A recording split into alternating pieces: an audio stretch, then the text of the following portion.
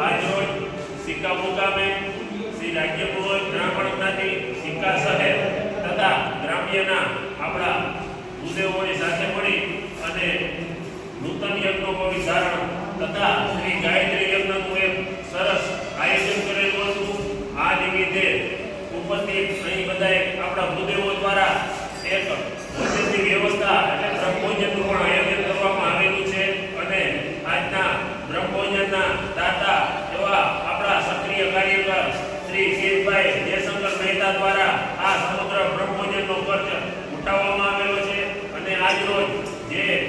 આપણા જ્ઞાતિના ભૂદેવો અહીં ઉપસ્થિત રહી અને આ સેવાકીય અને યજ્ઞોપવિત ધારણ તેમજ ગાયત્રી યજ્ઞના કાર્યક્રમમાં સંમલિત થયા એ બદલ સિક્કા